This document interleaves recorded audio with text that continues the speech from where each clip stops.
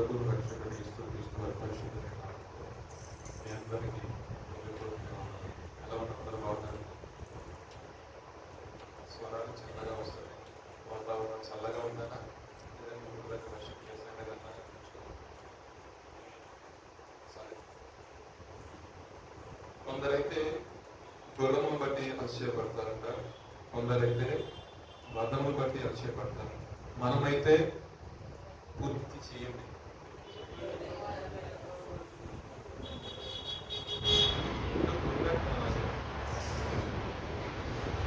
మనమైతే మన ప్రభు అయిన యేసుక్రీస్తుని బట్టి అతిశయపడదాం.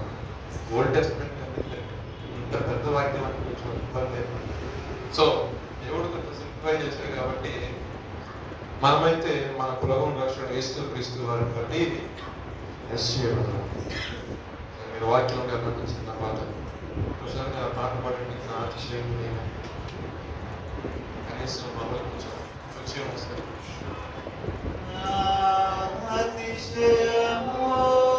అందరూ స్వామి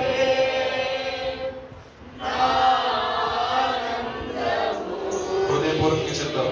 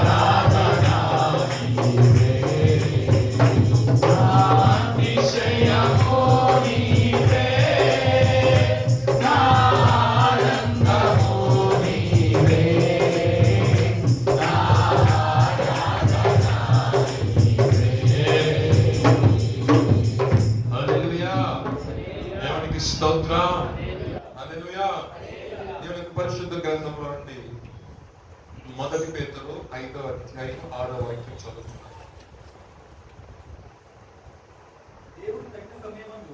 దేవుడు తగిన సమయమందు మిమ్మును హెచ్చించున్నట్లు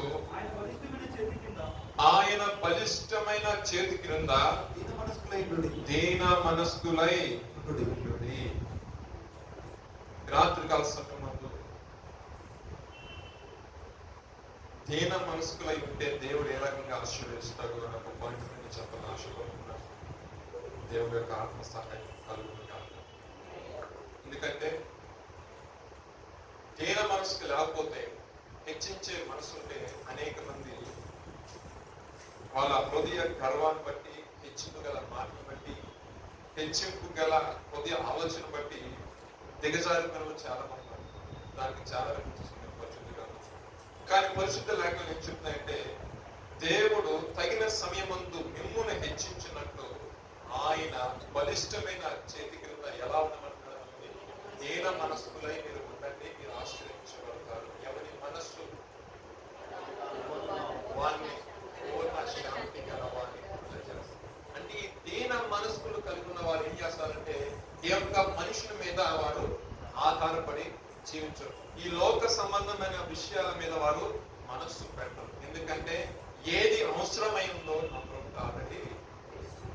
సో నేనేం చేయాలంటే ఆయన అనుగ్రహించిన దాన్ని నేను నమ్మకంగా కొనసాగించాలి. ఇచ్చిన దాని విషయంలో నమ్మకంగా నేను ఉండాలి. ఆ విధంగా ఉంటూ ఆయన ఘనపరుస్తూ ఆయన బలిష్టమైన రెక్కల కింద దీన మనసు కలిగి ఉన్నట్లయితే దేవుడు మనల్ని అన్ని విషయాల్లో ఆశీర్వదిస్తాడు. దినవృత్తాంత 2వ గ్రంథం 2వ దినవృత్తాంత 32వ అధ్యాయం 1వ వాక్యం సహాయం చేస్తాడు. 32-35. ఈ హిజ్కియా ఎగువన కట్ట వేయించి దావీదు పట్టణపు పడమటి వైపునకు దాన్ని తప్పించెను. తాను పూనుకొనిన సర్వ ప్రయత్నముల యందును వృద్ధి పొందెను.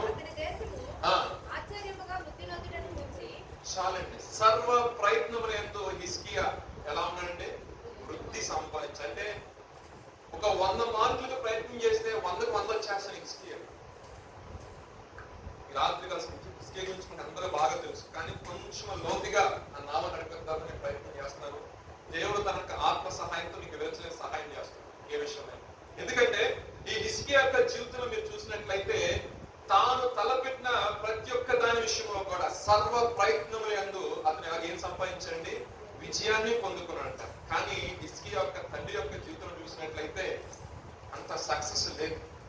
పరిశుద్ధ గ్రంథం ఆయన గురించి ఏం సెలవిస్తుందంటే ఆయనంట అచంచలమైన విశ్వాసం కలిగినవాడు. ఎవరి మీద విశ్వాసం అంటే దేవాది దేవుని మీద, అసింహాసనం అనుగ్రహించిన దేవుని మీద గొప్ప విశ్వాసం కలిగిన వ్యక్తి. ఇంకో విషయం చూసినట్లయితే హిజ్కియా 25వ ఏట ఇంచుమించు మీ యొక్క వయసు కావచ్చు. మేము ఆ వయసు దాటొచ్చున్నాం. సో ఇంచుమించు 25 అంటే మీ వయసు కావచ్చు. ఆ వయసులోనే దేవుడు అతనికి ఏమి ఇచ్చాడంటే రాజ్య పరిపాలన చేసి అధికారాన్ని ఇచ్చాడు.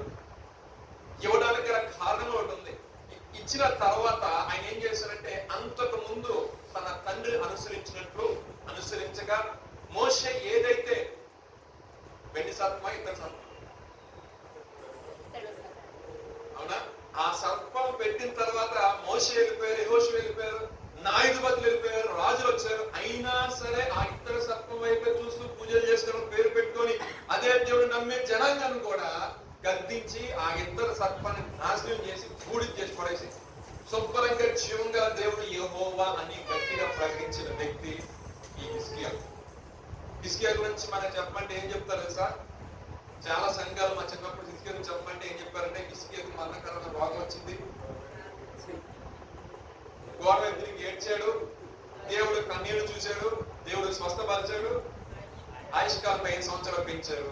ఇంకొక చెప్తారు, ఇంకా చెప్తారు హిజ్కియా ప్రార్థన చేసినప్పుడు దేవుడు దేవతను తిప్పాడు, సెన్హెరీబు నుంచి రక్షించాడు. ఈ పాయింట్స్ ఇది కాక నీకు తెలుసు హిజ్కియా గురించి మనకి తమ్ముడికి చాలా తెలుసు. మీకేమో తెలుసా? మరి ఒప్పుకోవాలి ఏదైనా సార్.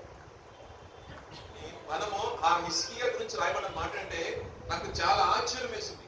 సర్వ ప్రయత్నాల్లో విజయం సంపాదించింది. చదివిన మాట ప్రకారం ఒక ప్రాంతంలో వెళ్ళే నది ఉందంట, అది ఎంతో శ్రేష్టమైంది. కానీ దావీదు పట్టణానికి ఆ నదిలో నుంచి వాటర్ రావట్లేదు. హిజ్కియా ఏం చేశాడంటే శత్రువుకి అది ఆసరాగా ఉంది. శత్రువుకి ఏమవుతుందంటే ఆ నది వెళ్ళడం వల్ల ఆ నదిలో ఉన్న ఆ యొక్క వాటర్ వాడు తీసుకొని వారి యొక్క జీవనం కొనసాగించి తర్వాత వాడు ఏం చేస్తున్నాడు, నా మీదకి దండెత్తుకు వస్తున్నాడు. సో ఇప్పుడు నేను ఏం చేయాలి, శత్రువుకి ఏదైతే ఆసరాగా ఉందో ఆ ఆశ్రయాన్ని నేను తీసివేయాలని ఆలోచించి ఏం చేశాడంటే ఆ నదికి పడమటి వైపు కాలువ వేసాడు. కాలువ వేసి ఏం చేశాడంటే దావీదు పట్టణం అంటే యెరూషలేములోనికి ఆ నదిని తీసుకొచ్చే దేవుడి యొక్క సన్నిధిలోనికి ఆ నదిని తీసుకొచ్చాడు. తర్వాత శత్రువు వచ్చి అక్కడ స్టే చేయాలన్నా కూడా స్టే చేస్తారు, కానీ తింటాం కానీ గబుక్కున గొంతునే పడింది అనుకున్నా. నెక్స్ట్ ఇమీడియట్ మనకు కావాల్సిన వాటరే కదా. వాటర్ సోర్స్ లేని ప్రాంతంలో ఏ మనుషులు ఉంటాయి ఇష్టపడరు, ఏ జీవం ఉండదు, ఇక్కడ ఏమి ఉండదు. సో ఆ వాటర్ సోర్స్ బేస్ చేసుకునే శత్రువుని వాళ్ళు దాడి చేస్తారు. కాబట్టి హిజ్కియా బాగా ఆలోచించి ఏం చేశాడంటే ఆ వాటర్ సోర్స్ ని మూసేసి ఆ టన్నెల్ ఏం చేశారంటే జెరూసలేం వైపుకి తవ్వించారు. అక్కడ కాలువ చక్కగా ప్రవాహంలాగా వస్తుంది, అక్కడ సస్య సమృద్ధి కలిగింది. ఈ విషయాన్ని చూసిన ఎవరో శత్రు దేశపు రాజులు, బబులోను రాజులు అసలు ఈ వ్యక్తి ఇంత ఆశ్రయించబడ్డ గల కారణం ఏంటో అని వారు ఏం చేశారంటే వేగుతుంటారు వచ్చారు. ఎక్కడికి? హిజ్కియా దగ్గరికి. సెకండ్ ప్రాంతంలో చెప్తారు. ప్రస్తుతానికైతే హిజ్కియా గురించి ఆయన యొక్క విశ్వాస పరిమాణం ఎలా ఉందో 2 పాయింట్లు చూద్దామంటే 2వ రాజులు 18వ అధ్యాయం 5 నుండి 7 వాక్యాలు చదివి సహాయం చేయడం. రాజుల 2వ గ్రంథము 18వ అధ్యాయము చదవడం. అతడు ఇశ్రాయేలు దేవుడైన యెహోవా యందు విశ్వాసం ఉంచినవాడు అతని తర్వాత వచ్చిన యూదా రాజులలోను ఆ, అతని పూర్వీకులైన రాజులలోను ఉమ్. అతనితో సమమైన వాడు ఒకడును లేడు. అతనితో సమమైన వాడు ఒకడు లేడు. అతడు యెహోవాను హత్తుకొని అతడు యెహోవాకు హత్తుకొని ఆయన వెంబడించుటలో వెనుతీయక మోషేకు ఆజ్ఞాపించిన ఆజ్ఞను గైకొనుచుండెను. కావున యెహోవా అతనికి తోడుగా ఉండెను. చాలండి, చాలు. చూసారా, ఆయన చేసిన పని ఏంటంటే దేవుని యందు, ఇశ్రాయేలు దేవుని యెహోవా యందు విశ్వాసం ఉంచాడు, అంటే నమ్మకాన్ని ఉంచాడు. దేవుడు ఏది చేయుటకైనా సమర్థుడు, ఏది చేయటకైనా సమర్థుడు అని మనం నమ్మరు. ఎప్పుడు నమ్ముతామంటే మన యొక్క జీవితంలో ఏదైనా కార్యం జరగడం. ఈ హిజ్కియా గురించి మనం చిన్నప్పుడు నేర్చుకుంటున్నాం. కానీ ఆయన ఒక ప్రత్యేకమైన కోణం ఏముందంటే అచంచల విశ్వాసం దేవుడి మీద. దేవుడు ఖచ్చితంగా నాకు సహాయం చేస్తాడు, దేవుడు నాకు ఎంకరేజ్గా నాకు విజయం ఇస్తాడు, ఒక నమ్మకం ఉంది. ఎందుకంటే ఆ అధ్యాయం పైన మనం చదివినట్లయితే 3-4 వాక్యాలు చదవండి. 3వ వాక్యం, తన పితరుడైన దావీదు చేసినట్టు అతడు యెహోవా దృష్టికి పూర్ణముగా నీతిని అనుసరించి చూడండి, పూర్ణముగా ఆయన చేశాడండి, నీతిని అనుసరించి నడిచాడంట. ఆయన చదవండి. ఉన్నత స్థలములను కొట్టివేసి విగ్రహములను పగలగొట్టి దేవతా స్తంభములను పడగొట్టి మోషే చేసిన ఇత్తడి సర్పములను చేసెను. దానికి ఇశ్రాయేలీయులు నిష్ఠానను పేరు పెట్టి దానికి ధూపం వేచి వచ్చి ఉండేది. అతడు ఇశ్రాయేలీయుల దేవుడు. ఇక్కడ చూసినట్టు అంత ముందు రాజులు, ఆయన తర్వాత రాజులు ఎవరైనా సరే అతను ఆయన సరిపోయిన వాడు, సాటి వాడు ఎవరు లేకుండా ఒక సాక్ష్యాన్ని ఆయన సంపాదించుకున్నాడు. దట్ ఈస్ హిజ్కియా. ఏం చేశాడంటే మోషే చేయించిన ఇతర సర్పాన్ని కూడా, మోషే ఆజ్ఞలంటే చాలా భయపడతారు. అటువంటిది మోషే ఏం చేశాడు, వాళ్ళు తిరుగుబాటు చేసిందని కూడా ఒక సర్పాన్ని పెడితే ఏం చేశారు, మోషే లేకపోయేసరికి దానిని కూడా ఒక విగ్రహంగా పెట్టేసుకుని వాళ్ళు ఏం మొదలు పెట్టారండి, పూజలు చేయడం. కానీ ఈయన ఒక డేర్ ఒక స్టెప్ తీసుకున్నాడంటే దాన్ని కూడా శుభ్రంగా తీసుకొనేసి ఉన్నత స్థలాల ఉన్న విగ్రహాన్ని తీసివేసి తన దేవుడని యెహోవా దృష్టికి దావీదు ఏ విధంగా అయితే పూర్ణముగా నీతిమంతుడు ఎలా జీవించాడో పరిపూర్ణంగా నీతిని అనుసరించి జీవించాడు. అతను జీవించిన దాన్ని బట్టి దేవుడే అతనికి తోడుగా ఉన్నాడు. అతను ఏ ప్రయత్నం చేసినా కూడా దేవుడు గొప్ప చేయడానికి కలిగించాడు. అయితే నేను ఫస్ట్ పాయింట్ చెప్పాల్సింది ఏంటంటే ఆయన విశ్వసించాడు కాబట్టి దేవుడు అతనికి విడుదల కలిగి చేస్తున్నాడు. అంటే సర్వ ప్రయత్నాల విజయం చేశాడంటే ఒక ప్రయత్నం చేశాడు, సక్సెస్ అయ్యాడు. సో ఈ సక్సెస్ అయిన తర్వాత శత్రు అయిన వాడు వచ్చాడు. ఎవరు? శత్రువు. అధ్యాయం కూడా చూద్దాం, మాట కూడా చూద్దాం. చూడండి ఒక మాట, 2వ దినవృత్తాంతాలు 32వ అధ్యాయం 7-8 వాక్యాలు. ఒక సమస్య వచ్చింది తన యొక్క జీవితంలో. తను ఏ విధంగా తన యొక్క సర్వ సమాజాన్ని గైడ్ చేస్తున్నాడు చూడండి. 32:7-8 వాక్యం చదవమా. మీరు దిగులు పడకుడి, ధైర్యం విడవకుడి. అశ్షూరు రాజుకైనను అతనితో కూడా ఉన్న సైన్యమంతటికైనను మీరు భయపడవద్దు. ఫస్ట్ పాయింట్ చెప్పాడు. మీరు అసలు ఏ విషయంలో కూడా దిగులు పడద్దు. ఏంటంటే ఆయనకున్న విశ్వాసం పరిమాణం అదండి. నేను అంటాను, మీరు దైవజనుల గురించి ఒక మాట చెప్తారు, సమస్య చెప్తారు. ఆ దైవజనులు ఏమంటారమ్మా, నువ్వు ధైర్యంగా ఉండు, దేవుడు నీ పట్ల కార్యం చేస్తానని చెప్తావు, అవునంటారు కదా. సో ఆ మాట ప్రకారం మీరు వెళ్తా ఉన్నారు. ఆ పక్కన ఆ సమస్య సంబంధించిన వ్యక్తులు కానీ ఆ సమస్య కొంచెం గొప్పగా కనపడింది అనుకోండి, మీ హృదయం ఏమైపోతే అలా అన్నమాట చెప్పండి, మళ్ళీ సన్నగిలిపోద్ది విశ్వాసం. అవునా కదా. ఇక్కడ జరిగిన విషయం ఏంటంటే, ఈ యొక్క అధ్యాయానికి ముందు జరిగిన విషయం ఏంటంటే, ఆ సెన్హెరీబు ఒక లెటర్ పంపించాడు. మీరు అనుసరించి చూసినట్లయితే నేను ఆల్రెడీ మీ పితరులు ఉన్నప్పుడే ఒకసారి దాడి చేశా, వారు నా ఎదురు నిలవలేకపోయారు. ఆ రోజున నువ్వు ఆరాధిస్తున్న దేవుడు కూడా వారికి సహాయం చేయాలి. ఎందుకు అసలు నువ్వు ఆ రోజున నిన్ను ఐగుప్తు చెర నుంచి విడిపించి తీసుకుని వచ్చి సింహాసనం ఇచ్చి మన ప్రజలని నడిపిస్తున్న దేవుడు విడిచిపెట్టి ఆ దేవుడు పక్కన పెట్టేసి ఎన్నిక లేని వాటిని తీసుకెళ్ళి అక్కడ పూజ చేసుకుంటే అర్పించుకుంటూ ఉన్నప్పుడు ఆయన సహాయం చేస్తాడు. ఈ సెన్హెరీబు అంటాడు, ఆ రోజుల్లో మీ రాజులే, నీ పితరులు ఎవరు కూడా అయితే నిలవలేకపోయారు. అట్లా నువ్వు ఎత్తురా బాబు, నువ్వు వారికి ధైర్యాన్ని ఊరువస్తున్నావు, ఓ విశ్వాసాన్ని కలిగజేస్తున్నావు అంటూ వీళ్ళు ఏమంటారంటే యోధా భాషలో మాట్లాడుతుంటారు, ఇతని మీద మీరు ఎటువంటి విశ్వాసాన్ని మీరు పెట్టుకోమాకండి, ఇతని నుంచి మీకు సహాయం ఏమీ రాదు, మీరు ఆయన మీద నమ్ముకున్నారనుకోండి మీరు నాశనం అయిపోతారు అని చెప్పేసి వాళ్ళు వెళ్ళిపోతారు. అక్కడ ఎవరు? సెన్హెరీబుకు సంబంధించిన వ్యక్తులు ఆ లెటర్ తీసుకొచ్చిన వాడు. ఈ మాటలేంటి ఎవరికైనా సరే అరే మన పితరులు వీరులు శూరులు వారి యొక్క సైన్యాన్ని చూసి తడిచిపోయారే, మనం చూస్తే కొద్ది వారిగా ఉన్నాము. ఎవరు పట్టిందండి ఎవరికైనా? ఆ యుద్ధం చూస్తే అర్థాను అంత నీట్ గా ఎక్స్ప్లెయిన్ చేసి వెళ్ళిపోయాడు. ఎంత వేగం చక్కగా ఆ అధ్యాయులు ముందు చదువుతూ అర్థమవుతుంది.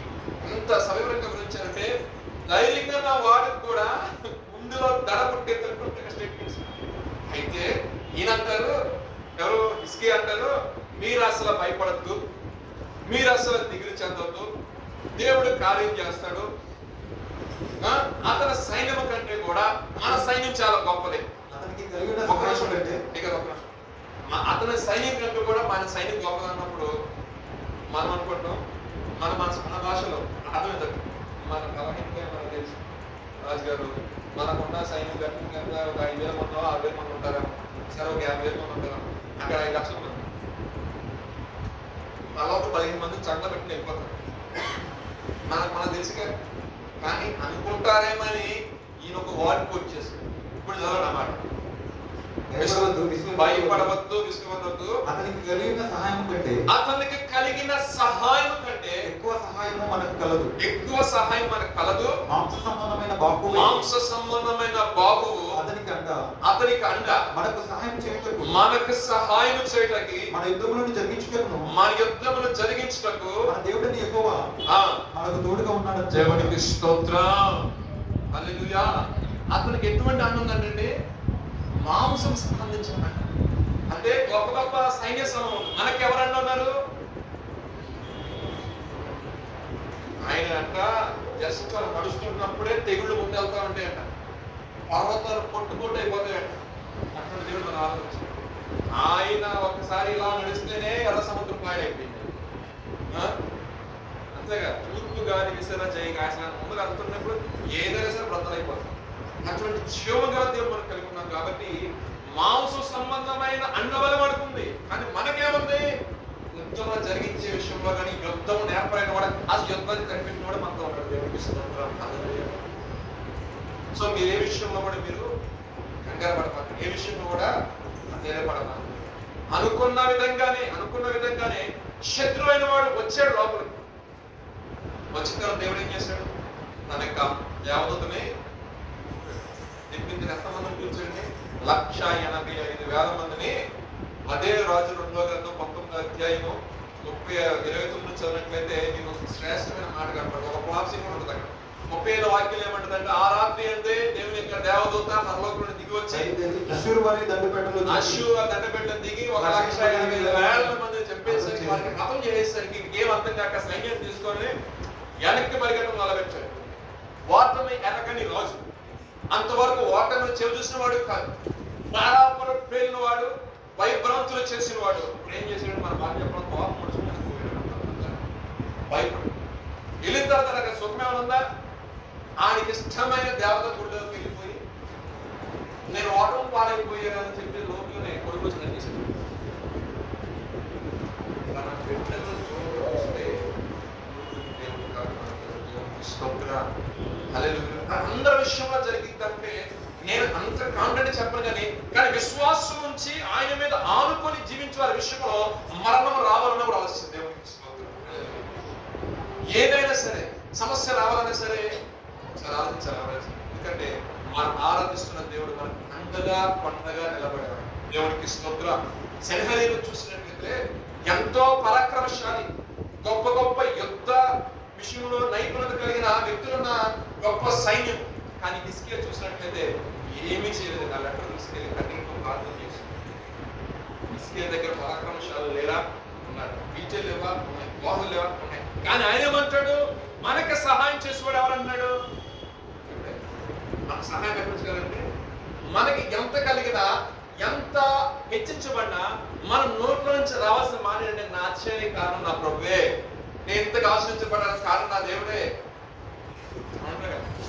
లాస్ట్ వీక్ దైవజనులు మనకు ప్రశ్నించిన కారణం గురించి మీరు సంపాదించిన విషయంలో పాయింట్స్ చెప్పిన తర్వాత ఏదైనా మన మనసు ఈ లోక సంబంధమైన ధర్మం ఇప్పుడు కూడా ధర్మదర్శనం. అదేవిధంగా చూసినట్లయితే ధనవంతుల గురించి ఒక మాట కోట్ చేస్తూ ఎంత హెచ్చు కలిగినా సరే మనం ఏం చేయాలంటే ఎందుకంటే అన్నామనుకో ఆశీర్వాదం లేదు కాదు ఒక స్టెప్ కనెక్కేసామనుకో నా యొక్క జ్ఞానం బట్టి నేను చేస్తున్న జాబ్ బట్టి నాకు స్టేటస్ బట్టి వచ్చిందని అన్నామనుకో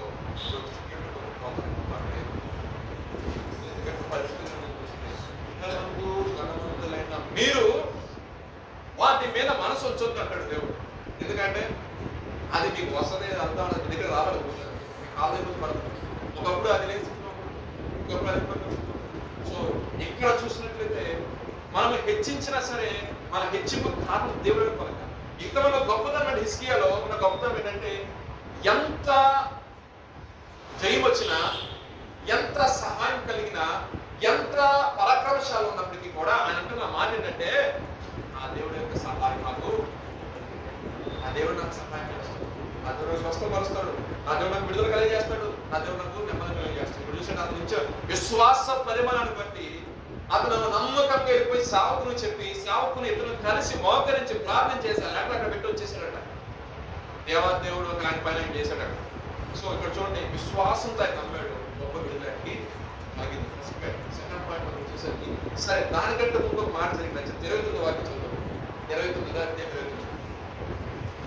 19 అధ్యాయం ఈ సంవత్సరం మందు అదే పంటకు ధాన్యమును, రెండవ సంవత్సరం మందు దాని నుండి కలుగు ధాన్యమును మీరు భుజింతురు. మూడవ సంవత్సరం మీరు విత్తనము విత్తి చేరుకోయుదురు. ద్రాక్ష తోటలు నాటి వాటి ఫలం అనుభవించుదురు. యూద వంశంకు తప్పించుకున్న శేషము ఇంకా క్రిందికి వేరు తన్ని మీదికి ఎదిగి ఫలించును. పాయింట్ అర్థం చేసుకోండి. ఇక్కడ ఈయన ఒక ప్రత్యేకమైన ప్రార్థన చేశాడు. ప్రవచనాత్మక దేవుడు సెలవుస్తున్న మాట ఏంటంటే, బాబు ఈ సంవత్సరం మీరు ఫలాలు అనుభవిస్తారు అంటే ఇండియాకి ఏం చెప్తున్నారు, మీరు బతుకుతారా, మీరు చచ్చిపోరు. ఈ సంవత్సరమే కాదు, నెక్స్ట్ ఇయర్ కూడా. ఇంకా కొంతమంది యోధ ఉన్నారు కదా, దీంట్లో కొంత శేషం ఉంది. ఆ శేషం ఏం చేస్తుంటే క్రిందికి వేరు తన్ని పైకి ఎదిగి ఫలిస్తుంది. అంటే మీరు అనుకున్నట్టు ఇక్కడ ఎటువంటి సింజనపు యొక్క సంచారము ఏమి ఉండదు. ఈ సంవత్సరం పంటలు బాగా పండుతాయి. ఈ సంవత్సరమే కాదు, వచ్చే సంవత్సరంలో బాగానే పడుతాయి. ఇంకా వేరు లోతు తన్ని పైకి ఎదిగి ఇంకా మీరు బహుగా ఫలిస్తారు అని చెప్పి ఆయన విధంగా సెలవిస్తారని చెప్పి కిందకి ఏమంటాడు, ఆ రాత్రి ఆ ప్రవచనాత్మక మాట వచ్చిన రాత్రే దేవదూతలు వచ్చి శత్రువులను కూడా ఒక భయాన్ని కలిగించేసి, శత్రువుని హతమ చేసి, శత్రువైన వారికి భయాన్ని కలిగించేసి, దేవుని యొక్క భయం ఏ విధంగా ఉంటుందో ఒకసారి చూపించాడు. దేవుని బిడ్డల జోలికి వచ్చిన వాళ్ళకి, భక్తి చేస్తున్న వారి జోలికి వస్తే ఏ రకంగా ఉంటుందో జస్ట్ అలా ఒకసారి చూపించాడు. ఆ దెబ్బకి వాడు. సో ఇక్కడ మనం పాయింట్ గమనించిన విషయం ఏంటంటే ఆయన విశ్వాస పరిమాణం ఆయన దేవుని విధంగా తోడుగా ఉన్నాడు. ఎందుకు దేవుడు తోడుగా ఉన్నాడంటే ఫస్ట్ ఆయన ఏంటంటే తన పితరులు అనుసరించిన మార్గమే లేదు. ఫస్ట్ ఆఫ్ ఆల్ అర్థమైందండి. ఆ తల్లిదండ్రులు తల్లి కనబడదు, తండ్రి అనుసరించిన మార్గం. తల్లి ఎవరు? జకర్యా కుమార్తె, దైవ భక్తి కలిగిన దేవుడి. సో కొడుక్కి చిన్నప్పటి నుంచి బాగా నూరుకోవాల్సింది. ఏం నూరుకోవాల్సింది? అరే దేవుడిగా మన ఈ విధంగా ఉంది, ఈ విధంగా రక్షించారు, ఈ విధంగా కాపాడారు, మనకి దేవుడికి స్వాస్థ్యం ఇచ్చాడు. రాజులు చాలా మంది ఉన్నారు, కానీ కొంతమంది స్థిరపడిన తర్వాత గర్వించి పాడైపోయారు. బట్ నువ్వు అలా ఉండద్దు, దేవుడు నమ్ముకుంటే నీ సింహాసనం నిలుపుతాడు, ఆశీర్విస్తాడంటే 25 ఏట తన సింహాసనం ఎక్కిన వ్యక్తి 29 సంవత్సరాలు ఓటమి ఎలాగనే వ్యక్తిగా దేవుడు అతన్ని నియమిస్తున్నాడు. దేవునికి స్తోత్రం. హల్లెలూయా. ప్రతి విషయంలో కూడా దేవుడు అతనికి, ప్రతి యుద్ధంలో కూడా దేవుడు అతనికి సహాయం. ఎందుకని? అతని యొక్క నమ్మకము, అతని యొక్క విశ్వాస పరిమాణము అటువంటిది. సరే, ఇంకొక పాయింట్, తనకు అనారోగ్యం వచ్చింది. ఆ పాయింట్ కూడా చూద్దామండి. 20 అధ్యాయం 6 వాక్యాలు చూసినట్లయితే మరణకరమైన రోగం వచ్చింది. మరణకరమైన రోగం వచ్చినప్పుడు ఆయన చేసినది యథార్థంగా నీ సన్నిధిలో, యథార్థంగా అంటే ఈ మాట ఎవరి నోటి నుండి వస్తుందంటే దేవుని యందు భయభక్తి వ్యక్తులు, దేవుణ్ణి ఇష్టపూర్వకంగా ఆరాధించే వ్యక్తులు. ఇంకా మాట చెప్పాలంటే దేవుని యందు తమ క్రియలు సరి చేసుకుని నీతి క్రియలు అనుసరిస్తూ క్రీస్తుని ముఖదర్శనంగా పెట్టుకొని వెళ్ళే జనంగా అని నీ సన్నిధిలో యథార్థ ప్రవర్తన కలిగి ఏ రకంగా నేను నడుచుకున్నానో అంటే మరణకరమైన రోగం వచ్చేసి సందేశం అయిపోయింది సెలవు అని ఆయన చేసుకున్న ప్రాంతం, ఆయనకున్న విశ్వాసం దేవుడు మరలా యెషయా దగ్గరికి మరలా ప్రవచించు, 15 సంవత్సరాల ఆయుష్కాలం ఇస్తున్నాడు దేవునికి స్తోత్రం. హల్లెలూయా. అంత మాత్రమే కాకుండా అహాజు యొక్క గడియారం మీద నీడ తగ్గింది కదా. అలా ఏం చేసి ఎండ చందాన్ని 15 సంవత్సరాల ఆయుష్కాలం దేవుడు అతను అంటాడు, దేవుడి ద్వారా అక్కడ సూచన కనపడుతుందంటూ ఒక కీర్తన కూడా రాశాడు. ఏంటంటే ఆయన నన్ను బాగు చేశాడు. ఎవరు బాగు చేశారంటే వైద్యం గురించి మాట్లాడట్లా, ఎవరిని గొప్పగా చేసి మాట్లాడట్లా. నేను పాతాళంలోకి దిగితే మన్ను సృష్టించలే కదా, ఆ మాటలు అక్కడ ఉంది. నేను సజీవ లెక్కలో కనపరుస్తున్నాను ప్రభు, ఇదిగో నీవు నన్ను బాగు చేసి కనుక నేను ఇక్కడ బ్రతుకుతున్నాను అంటే ఏదో రోగం వస్తే మనుషులు కాదు బాగు చేసి, వైద్యులు కాదు. వైద్యులు ఈ రోజు విధానంలో కొంచెం ఎగ్జాంపుల్ ఈ సీజన్ కాబట్టి మనకు తలుచుకు ఏమొస్తాయండి ఈ సీజన్ జలుబు వస్తుంది, అవునా కదా. నిజంగా చెప్పాలంటే జలుబుకు మందు ఉంది. ఫీల్డ్లో ఉన్నారని మీరు చెప్పాలి. వాస్తవంగా చెప్పాలంటే జలుబుకు మందు నాలుగు కొంతమంది ఉంటారు మెడికల్ ఫీల్డ్ కానీ ఏం చేస్తారు, మనకి ఉపశమనం కలిగేస్తారు. బాగా అయిపోకుండా జస్ట్ తర్వాత ఏమంటాడు తగ్గట్టుగా ఒక 6 రోజులు ఒప్పుకుంటాం అంటే ఈ లోకంలో సరే రోగం వచ్చింది అనుకోండి, ఆ రోగానికి సంబంధించిన ప్రిస్క్రిప్షన్ ఇస్తాడు.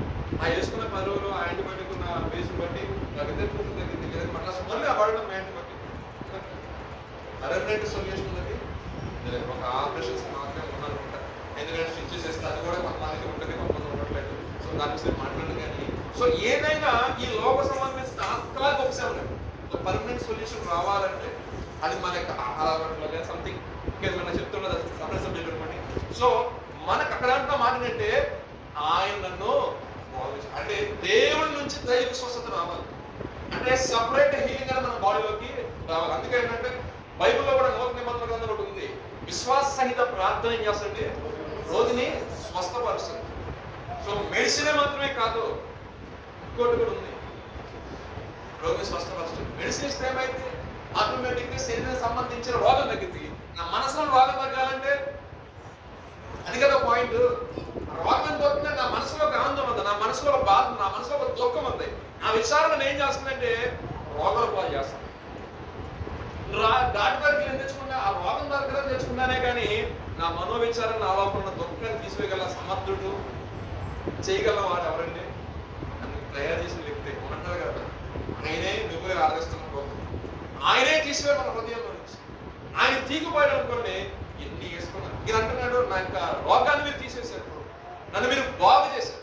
ఎందుకంటే ఆ రోజుల్లో కనుక మెడిసిన్ లేదు, మంజూరు పొందుతాడు దేవుడు మన ఆ రోజు నాకు గొప్ప వైపు. సో దేవుడు మహాత్ముడు దేవుడు అతనికి చేశాడు, బాగు చేశాడు, దేవుడు అతనికి స్వస్థత కలిగజేశాడు. ఇప్పుడు ఒక పాయింట్ చెప్తాను, ఒక మాట మాట్లాడు. దేవుడు అతను తోడుగా ఉన్నాడు. మీకు నాశనంగా పైకి దేవుడు అతను తోడుగా ఉన్నాడు, దేవుడు అతని విజయాన్ని ఇచ్చాడు. ఏమంటారు కదా, దేవుడు అతనికి గొప్ప యుద్ధం మీద గొప్ప జయానికి ఇచ్చాడు. అంత మాత్రమే కాకుండా ఆయన చేసిన ఒక ప్రాజెక్ట్ చెప్పాలి. ఏం ప్రాజెక్ట్ అంటే ఆ వెళ్ళే వాటర్ని ఇటు టన్నెల్ తవ్వించి జెరూసలేంకి వాటర్ తీసుకొచ్చాడు. అసలు ఇంత జ్ఞానం ఎవరిచ్చాడని చెప్పేసి బబులోను దేశం రాజులు చూపుతారు. అలాగే పెద్ద జ్ఞానంగా ఫీల్ అవుతారు. ఇతను అభివృద్ధి అవుతున్న కొలది, ఇతను దేవుడు ఇచ్చిన స్వస్థతను బట్టి, అదేవిధంగా దేవుడు అతను తోడుకున్న దాన్ని బట్టి తన పిల్లలు ఏ విధంగా నడక నడవకుండా అందరిలో యోధవాళ్ళందరిలో తాట మీద తీసుకొచ్చేసాడు. ఏం చేశా అంతవరకు వాళ్ళ ఇష్టానుసారం చేసే భక్తిని కూడా ఏం చేశారంటే బాబు ఈ విధంగా ఆరాధించాలి, జీవంగా దేవుడు మన విధంగా రక్షించాడు కాబట్టి ఇదే భక్తి చేయాలి, ఇలాగే నడవాలి, ఇదే దేవుడు మనం చూపించిన మార్గం అని అందరినీ ఒక తాట మీద తీసుకొచ్చాడు. అందరికి ఆశ్చర్యం, అరే మనకి నడవప్పుడు మనప్పుడు కొంతమంది అనుకుంటారంటే ఎవరైనా బలహీనత ఉంటే దాని ద్వారా జరగబడతారు. మనకి ఆ కుప్పులు లేకుండా మనం అంటారు కదా, మా స్టైల్ అంటారు కదా, ఇంక ఇప్పుడు కుప్పులు అంటారు. ఎందుకని ఆల్వేస్ క్లాప్ చేసి పడేసి రెడ్డి కూడా వాళ్ళ మనసుని అందరి మనసుని తిప్పేశాడు, దేవుడు వైపు తిప్పేశాడు వ్యక్తి. సో దేవుడు అది మంచి ఏం చేశాడని చెప్పి నాశనించుకుంటూ వచ్చాడు. ఎందుకంటే అతని యొక్క సత్ప్రాప్తం అలాగే ఉంది, అతని యొక్క నీతి క్రియలు అలాగే ఉన్నాయి, దేవుడి దృష్టిలో యథార్థత కనపడుతుంది. కాబట్టి దేవుడు అతనికి ఆయుష్ కాలం కూడా ఇచ్చాడు. ఇచ్చిన తర్వాత గడిపిస్తే ఏం జరుగుతుంది? ఆటోమేటిక్ గా మీరు సూపరండి, మీరు పాట బాగా పాడతారండి, మీరు వాక్యం బాగా చెప్తారండి. ఓ సిస్టర్ మీరు అసలు మీరు పాడుతుంటే సింగర్ పాడినట్టే ఉంది సిస్టర్, బ్రదర్ మీరు పాడుతుంటే అంటే ఇప్పటికీ నా పిల్లలు లేదు అనుకున్నా అనుకోండి. నేను ఎవరిని ఫోక్ చేయను, దయచేసి గమనించిన నేను మాట. అక్కడ వచ్చిన ప్రాబ్లం ఏంటంటే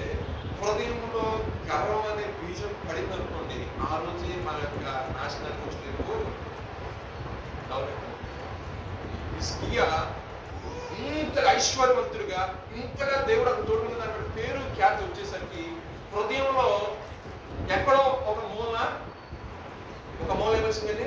గర్వం వచ్చింది. గర్వం ఎప్పుడైతే వచ్చిందో చూపు మారిద్దిగా, నడక మారిద్దిగా, అన్ని మారిద్దిగా మారేసరికి దేవుని ఉగ్రత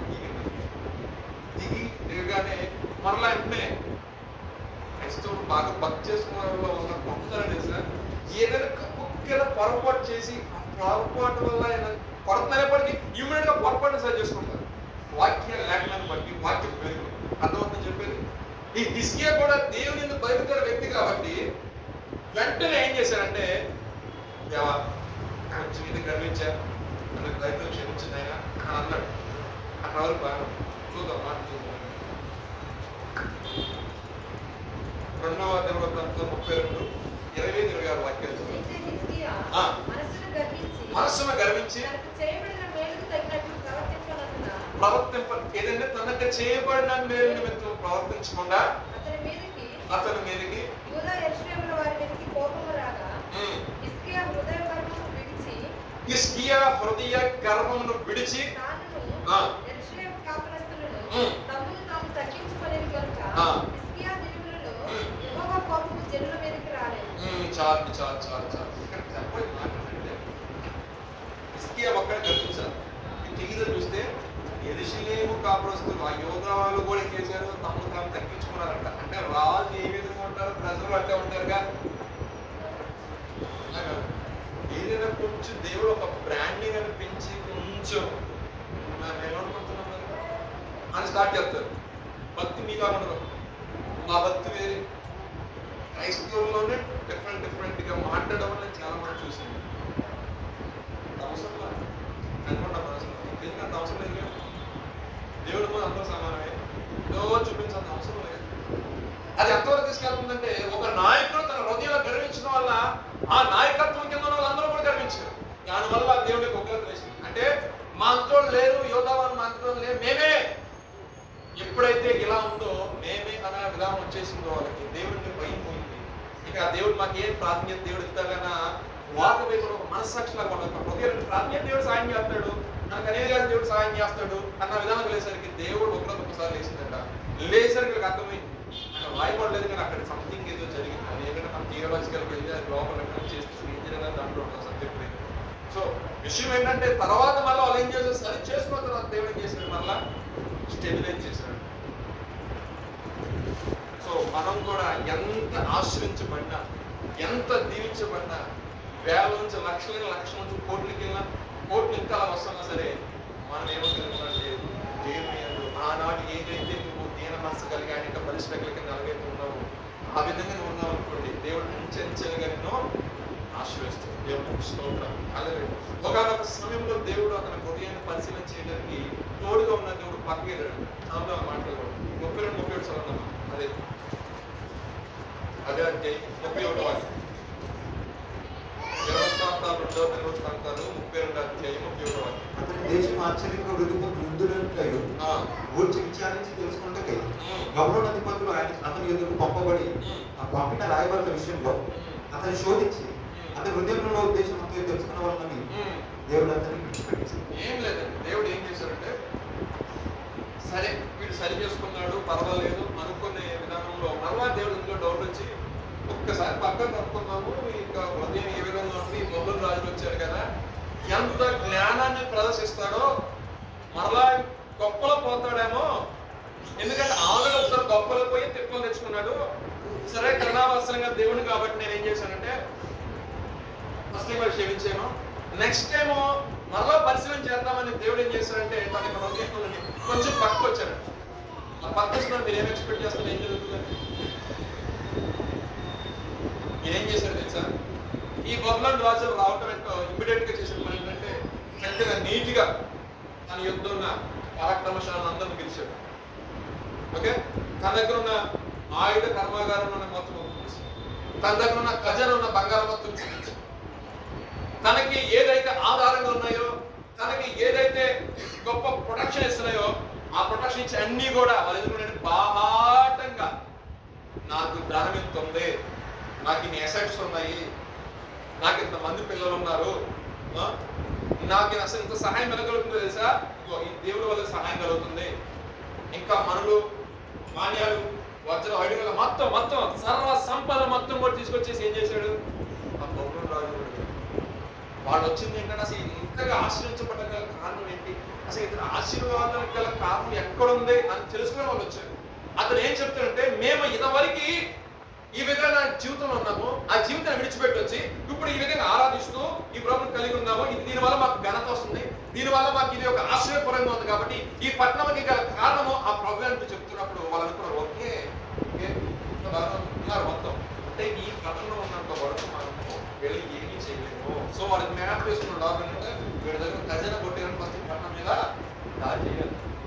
సో వాడు స్కెచ్ వేసుకున్నాడు, మీరు తెలియదు. కానీ ఈయన అంటే అయ్యో బబ్బునోరు దేశం జ్ఞానులే దగ్గరకు వచ్చాను చూడడానికి, అసలు నేను ఎంతగా ఉన్నానా అని చెప్పేసి మొత్తం మరుగుపరచాల్సిన విషయాలు కూడా మరుగుపరచగా చేశారు. మనకి ఏం జరిగిందో లేకుండా చెప్పి చూడండి. 20 అధ్యాయం 11-18 చదవండి. రెండవ రాజులు గారు సారీ మిమ్మల్ని ఎక్కువ చెప్పేస్తున్నాను, మీరు ఏమనుకున్నాకంటే 13-18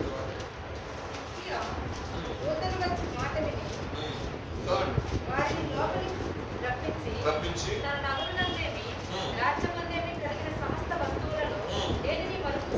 దేనిని మరుగు చేయక విషయాలు చదవండి.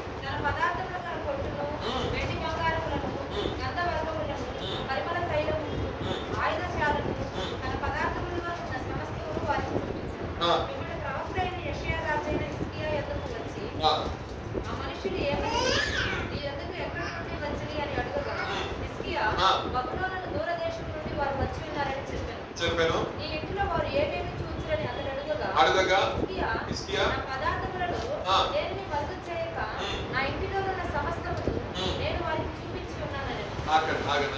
ఏదైనా సరే కొంచెం మరుగుపరిచయంగా ఉంటారు. ఎంత మాత్రం దేవుడు ఆశ్రయిస్తే చేసిన పని ఏంటంటే తినే తిండిగా నుంచి, కట్టుకునే బట్టగా నుంచి, తీసుకునే ఏంటి వజ్ర వైద్యుల గురించి, దానికి ప్రామాణికంగా ఉన్న అన్ని విషయాలు ఏది కూడా మరుగు చేయక మొత్తం బాబు మీకు ఇలా వస్తే మేము ఇలా తప్పించుకుంటాము, మీరు స్కెచెస్ ఈ స్కెచ్ మొత్తం కూర్చోబెట్టి అన్ని శత్రువులతో ఎలా దాడి చేస్తున్నారంటే వాళ్ళు మొత్తం కూడా కూర్చొని చక్కగా సమీపరంగా నీట్గా వలసిన మనవాళ్ళు కాదు కదా, వాళ్ళు మాట్లాడుతూ ఉంటారు, చెక్కినే ఉంటారు. అంటే లూప్ హోల్స్ ఏది మొత్తం రాసుకుంటారు. బ్యాచ్ ఒక్కరు రాడు, రాజులు రాడండి, వాళ్ళ పక్కన ఉంటారు కొంతమంది మంత్రులు, ఇంకా మంత్రులు ఉంటాడు. ముఖ్య సైన్యాలు వాళ్ళు ఏం చేస్తారంటే ఆ సైన్యం ఎలా దాడి జరిగినా ఎవరికి ఉండే ప్లాన్ వాళ్ళ ప్యాటర్న్ లో మొత్తం అన్ని విషయాల్లో కూడా హిజ్కియా గారు ఏం చేశారంటే మొత్తం దాచుకొని లేకుండా మొత్తాన్ని చెప్పేసిన తర్వాత రానే వచ్చేసారు మాస్టర్ గారు. యెషయా వచ్చారు తర్వాత ఏమంటారు,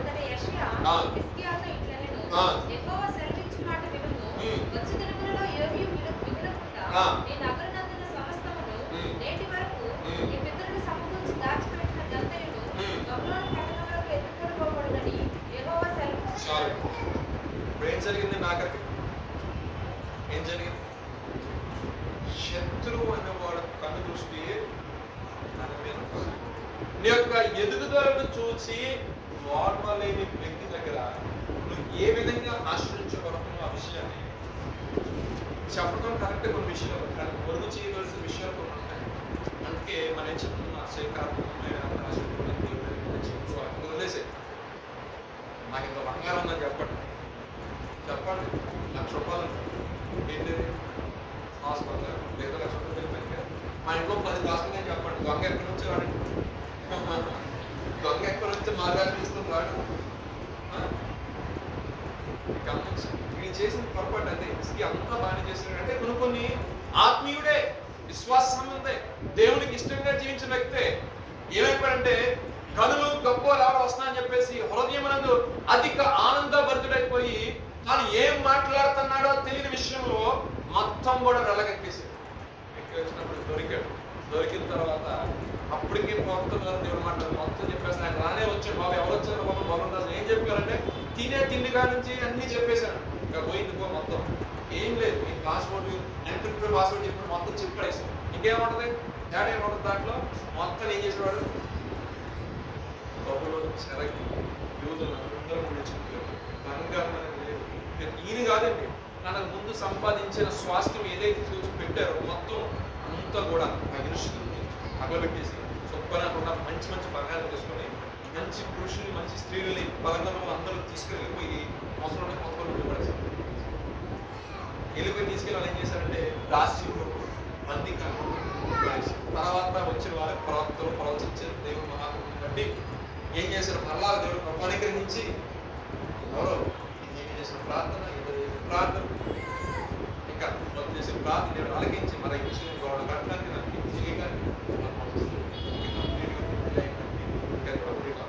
సో ఎప్పుడైతే మళ్ళీ యెరూషలేము అనేది మళ్ళీ పర్యవేక్షణ ప్రభు రాకడ సమీపంది కాబట్టి ఆత్మీయ జీవితం నేర్చుకున్న సత్యం ఏంటంటే దేవుడు ఆశ్రయించిన తర్వాత, దేవుడు దీవించిన తర్వాత, దేవుడు ఒక మెట్టు మనం లెక్కించిన తర్వాత హృదయాన్ని గర్వించామనుకోండి పడిపోతాం. అక్కడ గర్వం ఒకవేళ ఆశ్రయించుకున్న తర్వాత నీకు తెలియని వారు ఒకవేళ నీకు పొగిడినప్పటికీ కూడా నీ యొక్క విషయాలను బయటపెట్టడం వల్ల ఒక నష్టమే కలుగుతుంది. నీకు ఆశీర్వాదం ఎప్పటికీ కాదు.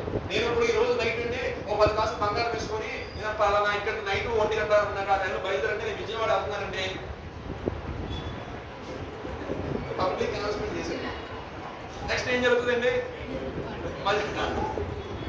మీరు మంచోళ్ళే విశ్వాసులు, బాబు ఒకటి తిరుగుతూ ఉంటాడు ఏం దొరికిద్దా అని, మన కార్ నెంబర్ పలానంట పలానా ఇక్కంట దిగిన తర్వాత చాలా ఉంది కదా విజయవాడ కానీ మధ్యలో గోదావరి ఉంది, ఏం కనపడవాడు అరణ్యం చెప్తున్నా, ఎగ్జాంపుల్ చెప్తున్నా. చాలా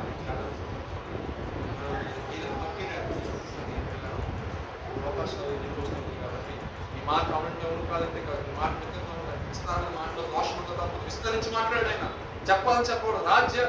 రాజ్యానికి సంబంధించిన రహస్యాలు ఎప్పుడు కూడా శత్రు దేశం వాళ్ళు డిస్కస్ చేయకూడదు. తను చేసిన పొరపాటు చిన్నగా అక్కడ తన జీవితకాలం అంతా కూర్చున్నట్టయితే దేవుడు ఎంతగానో నేర్చుకుంటే ఫస్ట్ ఆయన దేవుడు కూర్చోడు, దేవుడు అతనికి డెలివరీ ఇచ్చాడు. తర్వాత ఏం చేశాడు, అతనికి ఇల్నెస్ వచ్చింది, బలహీనత వచ్చింది. దేవుడు ఏం చేశాడు, గొప్పగా స్వస్థపరిచాడు, మంచి ఆయుష్ కలిగించాడు. తర్వాత ఏం చేశాడు, దేవుడు అతన్ని ఆశ్రయించాడు. తన హృదయంలో వచ్చిన గర్వాన్ని బట్టి అతను చెడిపోయి స్థితిలోకి పడిపోతాడేమో, ఇంత చేశాడు కదా, ఇతని యొక్క ప్రాణము ఇలా నాకు ఇష్టం అని చెప్పేసి మరలా ఒకసారి గుర్తు చేసి సరి చేసిన తర్వాత ఈ యొక్క బబుల్ రాజు నుంచి మాట్లాడిన తర్వాత యెషయా చెప్పిన తర్వాత కూడా సరే నా విషయం ఏంటంటే నీకు ఏం కాదే, నువ్వైతే బాగానే వెళ్తావు, దావీదుని ఏ విధంగా అయితే ఒక ప్లేస్ లో పెట్టారో ఆ ప్లేస్ లో సమాధానానికి వెళ్తావు, వాళ్ళు ఇప్పుడు దాడి చేయరు, ఈ ఫ్యూచర్ లో చేస్తారని చెప్పారు.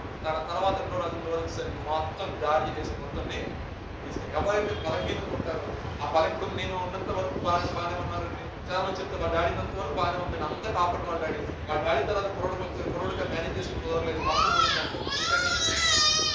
చాలా ఎగ్జాంపుల్ చూస్తూ ఉంటాం. హిస్కియా ఉన్న దినాలు అవ్వని కూడా దేవుడు ఎంటర్, ఎందుకంటే హిస్కియా చేసిన ప్రాజెక్ట్ ప్లాన్ దేవుడే పెదా అయిపోయాడు.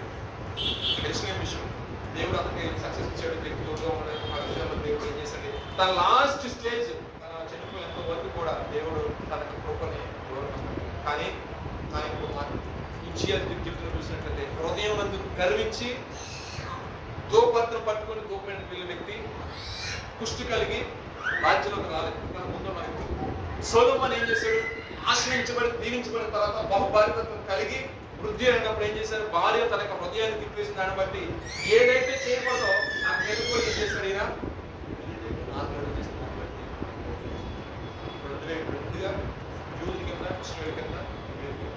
ఇంకొక వ్యక్తి గిద్యోను కనుకుంటాడు. గిద్యోను నుంచి మనం బాగా నేర్చుకుంటాం. అంటే నేను ఇంకా డైరెక్ట్ త్వరగా వచ్చేసి గిద్యోను తనకి జీవితంలో దేవుడు ఆశ్రయించి దీవించిన తర్వాత ఏం చేశారంటే ఎక్కడి నుంచి మనులు మానిటి మొత్తం తెచ్చేసుకున్నాడు. ఎఫ్ఐఎం వాళ్ళ ప్రారంభ మొత్తం తెచ్చుకొని పెట్టుకొని ఒక ఎఫోదుని తయారు చేసుకుని పెట్టుకున్నాడు. ఆయన చెప్పాడు బాగానే ఉంది, అది చేయకుండా పని అది. ఆ ఎఫోదుని ఆరాధించే వాళ్ళందరూ కూడా వ్యభిచారులు అయిపోయారు. అతను అనుసరించి అంటే ఒక సమాజం కూడా సో ఏంటంటే మనకు విశ్వాసమును కలిగి చేయమని మన విశ్వాసం నుంచి మనకి ఎక్కడి నుంచి సహాయం కలుగుతుందో ఆ సహాయం నుంచి వాళ్ళని మన విశ్వాసం ఎప్పుడైతే నమ్మకాన్ని మనం పెట్టినట్లయితే దేవుడు ఏం చేస్తాడు, మన విషయంలో సహాయం చేస్తాడు. కాదు లేదు అని లోకానుసారమైన పద్ధతికి ఆశ్రయించబడిన తర్వాత చాలా జాగ్రత్తగా ఉండాలి. నువ్వు ఆశ్రయించబడి ఎలా చెప్తే నేను ఆశ్రయించబడిన తర్వాత నీ పేరు ఘనత వస్తున్నప్పుడు ఒక స్టాండ్ తీసుకున్నప్పుడు అప్పుడు ఏం చేయాలంటే చాలా చాలా హృదయంలోని గర్వం అనేది ఇంకా అనేక మందిని కలుపుకోవాలి, అనేక మందితో ముందుకు వెళ్ళిపోయి ఉంటుంది. ఆశీర్వాదకరంగా దేవుడు కలిపి మనకి ఆశ్రయించును గాక. ప్రార్థన చేసుకుందాం. ప్రార్థన చేసుకుందాం. కొన్ని నిమిషాలు పట్టుదైన వార్తలను ప్రార్థన చేసి సమర్పించాం.